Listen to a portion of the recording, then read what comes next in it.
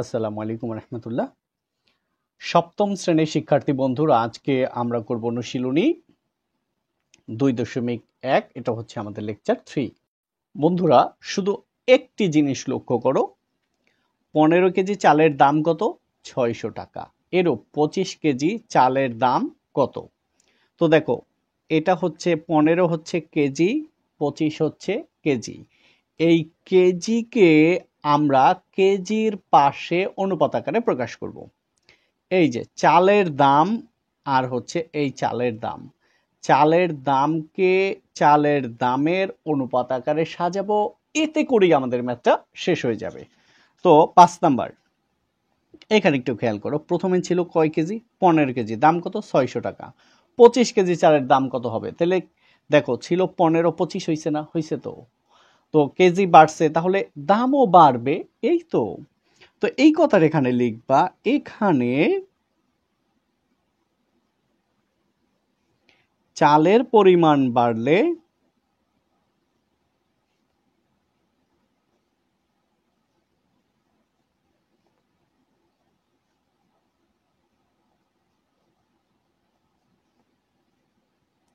দামও বাড়বে।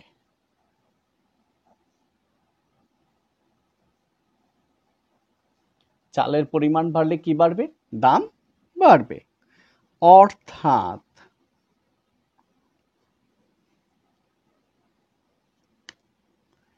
চালের পরিমাণের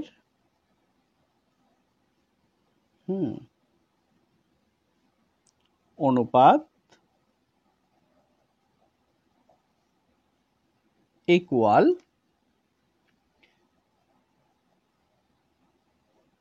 চালের দামের অনুপাত। যেই কথার একটু আগেই বুঝাই নিয়ে আসছি।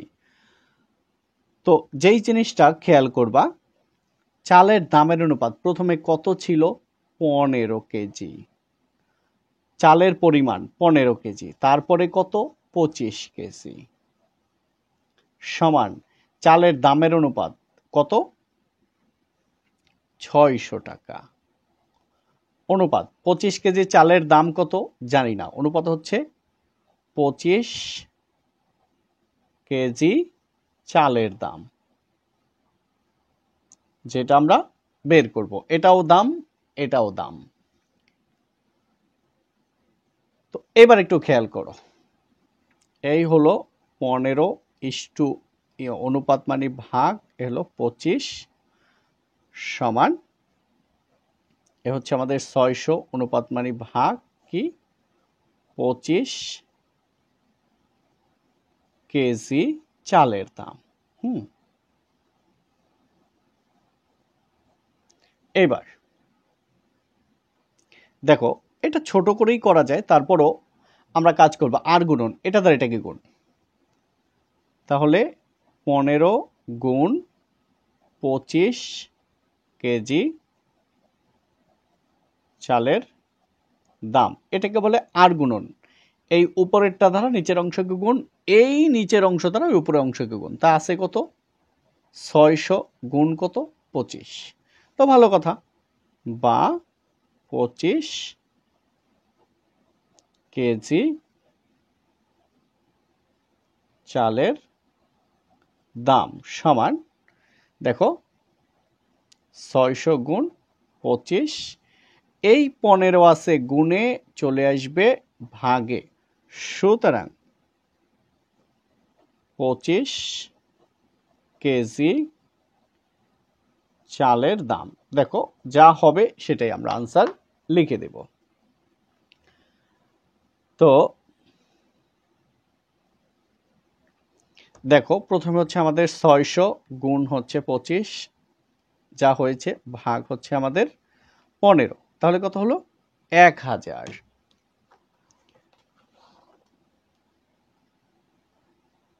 1000 টাকা। আমি এটাকে অনেক সংক্ষেপে করাইতে পারতাম, কিন্তু তখন তোমাদের বুঝতে প্রবলেম হবে। আমি এখানে ভেঙে দেখাইছি, আমি আরো 2 লাইন কমায় করাইতে পারতাম। তো চলো এবার 6 নম্বরে। বন্ধুরা, 6 নাম্বারটা দেখো, একটি গার্মেন্টস ফ্যাক্টরিতে দৈনিক 550টি শার্ট তৈরি হয়। দৈনিক মানে প্রতিদিন মানে একদিন, একদিনকে সিঙ্গেলে দৈনিক বলে। ওই ফ্যাক্টরিতে একই হারে মানে এখানে যে একদিনে 550 তৈরি করছে, এই একই রকম প্রতিদিন 550 তৈরি করবে। একই হারে এক সপ্তাহে কতটি শার্ট তৈরি করবে? সুন্দর কথা। একদিনে যদি তৈরি করে 550টি, তাহলে 7 দিনে এটা 7 গুণ। দেখো, কিন্তু আমাদেরকে অনুপাত আকারে প্রকাশ করতে বলছে, না হলে এই ম্যাথটা করতে আমাদের বড় জোর 1 মিনিট সময় লাগতো, কিন্তু এখন সেটা তোমাকে অনুপাতে প্রকাশ করতে হবে। তো প্রথমে লিখব, আমরা জানি 1 সপ্তাহ, সপ্তাহ সমান কি 7 দিন। কেন লিখছি বলো? এই যে বলছে না 1 সপ্তাহে মানে 7 দিন, তাহলে এটা তৈরি হয়েছে কয় দিনে? 1 দিনে। তো দিন 1 দিনে যদি এটা করে 7 দিনে কি বাড়বে না? তাহলে কি দিন বাড়লে কি হবে? উৎপাদনও বাড়বে। ঠিক আছে? তো সেটা একটু আমরা এখানে লিখি। এখানে দিনের পরিমাণ বাড়লে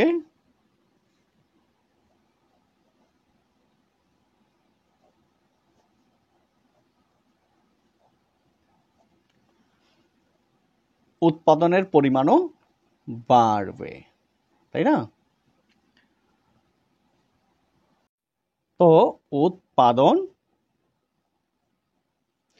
দিনের পরিমাণ বাড়লে উৎপাদনের পরিমাণও বাড়বে। উৎপাদন এর পরিমাণ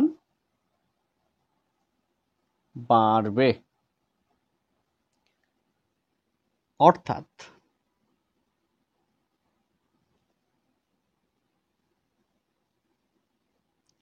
দিনের অনুপাত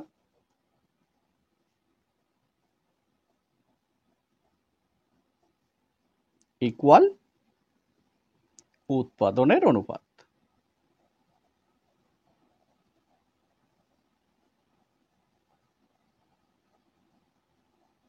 এবার আসো, প্রথমে কয় দিন ছিল?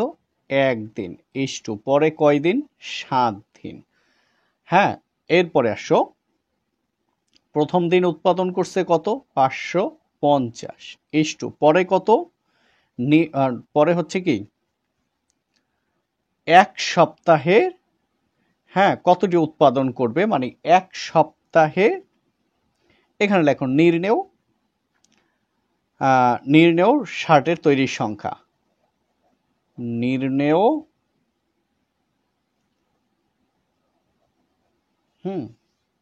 কতটি শার্ট তৈরি করবে? নির্ণেয় শার্ট তৈরির সংখ্যা। শার্ট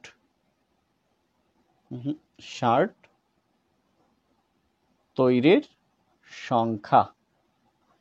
এবার খেয়াল করো, এইটাকে এই পাশে নিয়ে আসো, এটাকে এই পাশে নিয়ে যাও। তাহলে 550 ইস্টু মানে ভাগ নির্ণেয় শার্ট তৈরির সংখ্যা সমান এই 1, নিচে হচ্ছে 7। এইবার বা এই 1 দ্বারা এদেরকে গুণ, নির্ণেয় শার্ট, এটা টয়ের উপরে, হ্যাঁ, শার্ট তৈরির সংখ্যা সমান 7 গুণ 550। সুতরাং আমাদের কাজ শেষ। নির্ণেয় শার্ট তৈরির সংখ্যা, এবার গুণ করো। তো তোমরা ক্যালকুলেটরে গুণ দাও, গুণ দিলে পাইবা 3850টি। তো এটা আমাদের আনসার। তো এটা আরো 2টা পদ্ধতি আছে, তবে এটা সবচেয়ে ছোট। সেই জন্য তোমরা যদি আরো পদ্ধতি জানতে চাও তাহলে কমেন্টসে জানাও, যখন উদাহরণ করাবো বাকি 2টা পদ্ধতি করাই দিব। না হলে ভিডিওগুলো একটু বেশি বড় হয়ে যায়। তোমরা জানতে চাও কিনা সেটা আগে জানাও। এবার 7 নাম্বার প্রশ্নটা পড়ো। কবির সাহেবের ৩ পুত্রের বয়স যথাক্রমে ৫ বছর, ৭ বছর ও ৯ বছর। তিনি ৪,২০০ টাকা ৩ পুত্রকে তাদের বয়স অনুপাতে ভাগ করে দিলেন। কে কত টাকা পাবে? তো এর চাইতে সহজ ম্যাথ আসলে আছে বলে আমার জানা নাই। তো দেখো কত সহজে এটা আমরা করতে পারি ইনশাআল্লাহ। একটু ধৈর্য ধরে দেখো। তো ৭ নাম্বার, ৩ পুত্রের বয়স অনুপাত কত? ৩ পুত্রের বয়স যথাক্রমে, তাহলে অনুপাত আকারে আমরা এটাকে প্রকাশ করব।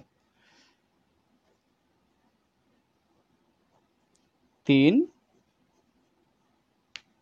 পুত্রের বয়সের অনুপাত কত? প্রথম হচ্ছে ৫ অনুপাত ৭ অনুপাত ৯। এখন প্রথম প্রশ্ন, কেন অনুপাত আকারে প্রকাশ করলাম? এই না? তোমাদের তো প্রশ্ন হইতেই পারে কেন অনুপাত আকারে প্রকাশ করলাম। দেখো তিনি বলছে যে টাকাটা তার কাছে আছে, সেই টাকা তিনি ৩ পুত্রকে বয়সের অনুপাতে ভাগ করে দিবেন। যেহেতু বয়সের অনুপাতে ভাগ করে দিবেন, তাই আমরা বয়সের অনুপাত বের করেছি। অনুপাত বের করার পরে আমাদেরকে বের করতে হবে অনুপাতের যে সংখ্যাগুলো আছে তার যোগফল। তো সুতরাং অনুপাতের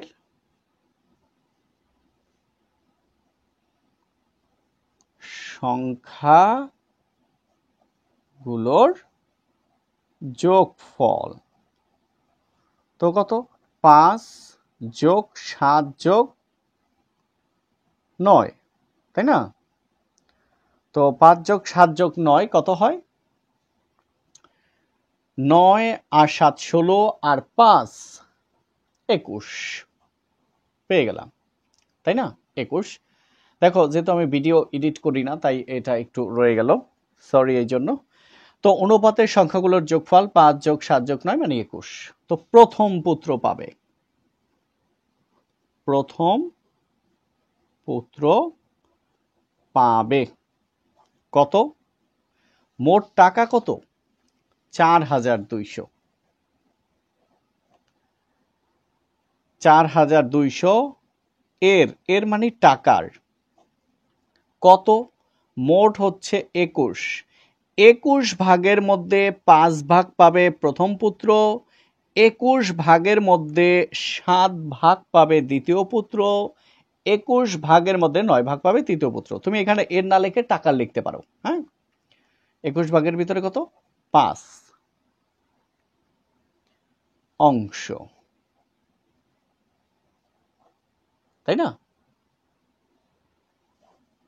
সমান কত? দেখো তো কত টাকা হয়। তো দেখো ২১ ৪২-এর মধ্যে যায় ২ বার। এখন কাটাকাটি দেখাবো। ২১ ৪২-এর মধ্যে যায় ২ বার আর ২ শূন্য ২০০। ঠিক আছে, তোমরা ক্যালকুলেটরে করে ফেলবা। তো ২০০ গুণ ৫০০ তার মানে ১,০০০ টাকা পেয়ে গেলাম কিন্তু আমরা, তাই না? তো এবার কি দ্বিতীয় পুত্র পাবে ৪,২০০ এর ২১ ভাগের মধ্যে ৭ ভাগ, এত অংশ। ঠিক আছে, সমান। তো ২১ ৪২-এর ভিতরে যায় ২০০ বার, ২০০ গুণ ৭ মানে হচ্ছে ১৪০০ টাকা। এবং শেষেরটার আগে এবং লিখতে হয়। তৃতীয় পুত্র পাবে ৪২০০ টাকার মানে এর ২১ ভাগের মধ্যে ৯ অংশ। অংশ লিখছি কেন? ভগ্নাংশ লিখলে অংশ লিখতে হয়। তো ২১ ৪২-এর মধ্যে যায় ২০০ বার, ২০০ গুণ ৯ ১৮০০ টাকা। তো সাজাও উত্তর, প্রথম পুত্র ১,০০০ টাকা, কমা দ্বিতীয় পুত্র 1400 টাকা এবং তৃতীয় পুত্র 1800 টাকা। এখন তুমি যদি চাও যে পাবে লিখবা, লিখতে পারো। তো এই হলো আমাদের 7 নাম্বার। তো লেকচার 3 এর একদম লাস্ট হচ্ছে আমাদের 8 নাম্বার ম্যাথ। দেখো একদমই সহজ, তুমি সহজেই করতে পারবা।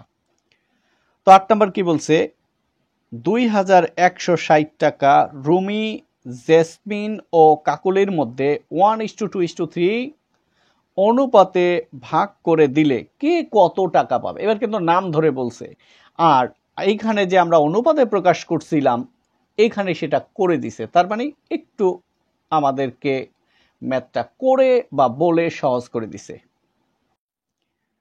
তো আমরা প্রথমে অনুপাতটা লিখব 3 জনের টাকার অনুপাত, অথবা রুমি ইস্টু জেসমিন ইস্টু কাকলি, তুমি যেভাবে লিখতে চাও। ঠিক আছে, আমি লিখলাম 3 জনের টাকার অনুপাত। আসলে 3-4 ভাবে করে এক একটা ম্যাথ করা যায়, এটা যে যেভাবে করবে সবগুলোই সঠিক, সঠিক উত্তর পর্যন্ত যেতে হবে। তো এরপরে আমরা কি লিখছি, অনুপাতের সংখ্যাগুলোর যোগফল। অনুপাতের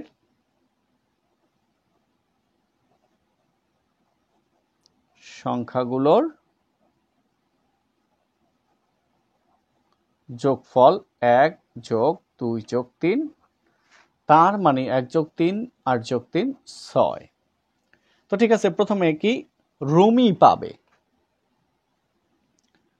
সুতরাং আমরা বলতেই পারি হ্যাঁ রুমি। আচ্ছা রস্যকাটা এভাবে দিয়ে ফেললাম, যাই হোক রুমি পাবে কত, 2160 টাকার, ওই জায়গায় এর লিখছিলাম আর বলছিলাম যে টাকার লেখা যাবে, এবার টাকার দেখাই দিলাম। 6 কত, 1 অংশ সমান। তো এই 6 2160 মধ্যে কয়বার চাই সেটা একটু দেখি।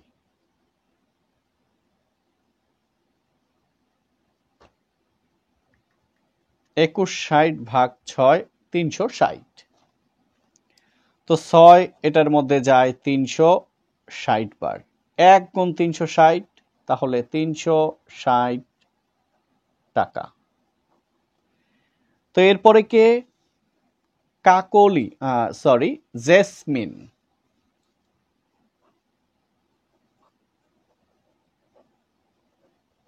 জেসমিন পাবে 2160 টাকার 6 2 অংশ। তো এটার মধ্যে যায় 360 বার, তো 2 শূন্যের 0, 36 দুগুণে 72, 720 টাকা। এবং শেষের নাম বলছে কি, কাকলি পাবে